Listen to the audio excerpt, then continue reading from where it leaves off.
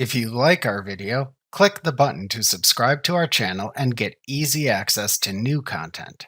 To see our full suite of ad-free video courses, instruction manuals, and quick reference guides, visit us at www.teachucomp.com.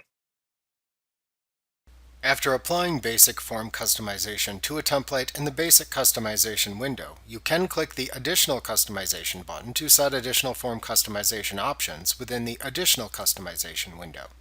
The Additional Customization window uses several tabs to display different sets of options for customizing various sections of the selected type of form. Each area within the form is represented by a tab. Click the name of the tab that corresponds to the area of the form you would like to customize. Next, check or uncheck the checkboxes next to the names of the fields underneath the Screen and Print columns to show or hide their display within both the screen version of the form, where you perform data entry, and the print version of the form, which is the version that you print. Enter the titles you want to display for those fields into the adjacent text boxes. You can have a field that appears in one version of the form but not the other if desired. For example, if you have a custom field you want to display within the screen version so you can enter or view information, but you don't want the customer to see that information within the printed version, then select the Screen checkbox for that field and clear the Print checkbox.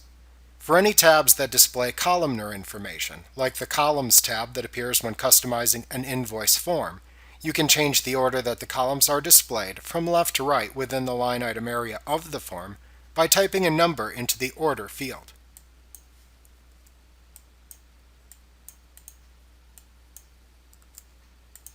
The columns will be arranged and displayed left to right within the form from the lowest number to the highest number. To apply print settings to the printed version of the template, click the Print tab.